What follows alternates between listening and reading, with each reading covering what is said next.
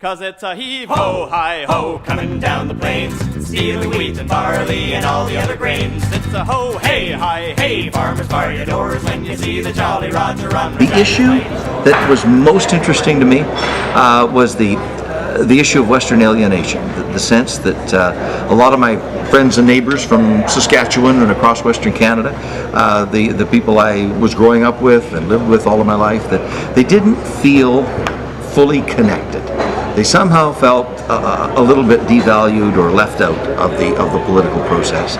And that sense of alienation and fixing it, working at it, trying to find the root causes of it and making it better, that's the thing that has really been the most prevalent issue for me through all of my 30 or so years in political life. Well, it's a good segue because 30 or 40 years later, it's still a big problem for the party. You're one of the few Liberals left standing in Western Canada at this point. I mean, your province provincially has elected NDP governments. It's the birthplace of Medicare, so it's not like it's a right-wing province necessarily. So why do you think it is that the Liberal Party has trouble in Saskatchewan and across the whole West, really?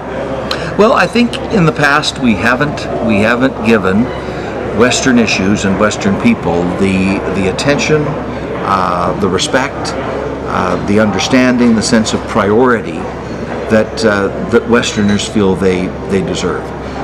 It's not an issue of money or wealth, because Western Canada has often been the wealthiest part of the country.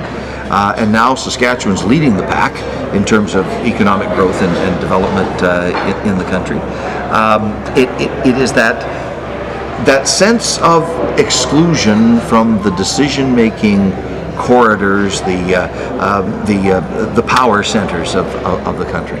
And I think the Liberal Party has to give that really careful attention.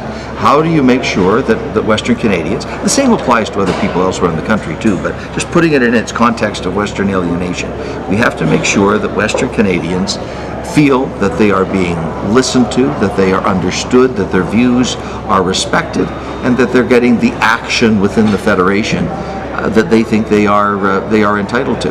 And I'm really encouraged by many of the things that Mr. Ignatieff is saying about Western Canada. In that very first news conference, as he became interim leader in the middle of December last year, spontaneously bringing up Western Canada, the importance of that, the fact that the economic center of the country is shifting, that as he puts it, the beating heart of the economy of Canada is largely in Western Canada. As we think of the recession that we're currently in and how the country will get out of that mess, it will largely be a Western-driven, Western-led kind of recovery. So the recognition that the West is important. Mr. Ignatieff has talked about how we need to have that smart marriage between energy, the environment, and the economy, and get the priorities right with all three of them, and do so in a way that recognizes, for example, the leadership of Western Canada on important technological questions, in energy for sure, but in also other areas of economic and ultimately social development.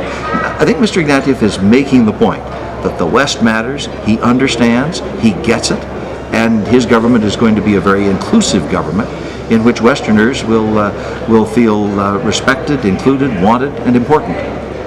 So when we get to the next election campaign then, what do you think Michael should be doing differently maybe than we've done in the past? Is it kind of a policy issue? You mentioned some things there, or is it just kind of getting the message across differently, or what kind of specific things would you like to see the party saying in the next campaign pretty quickly? We're going to have to work at this both in the short term and the long term. So it's going to take a little bit of time, but we need to have strong, articulate candidates that represent the best of Western Canada, and I think Michael will do that in the recruiting process. We need to have well-financed campaigns so that we're not just getting our message out in a haphazard way, but in a very deliberate, concerted way, where people really do know what the Liberal Party stands for and the ideas and the potential that we offer for the future. But that core message is that the West lies at the very heart of the future of Canada, We get it, we understand it, we're going to build on it, and make sure that Western Canadians feel that sense of real satisfaction, that they're known, they're understood, and they're going to have clout within the Michael Ignatieff government.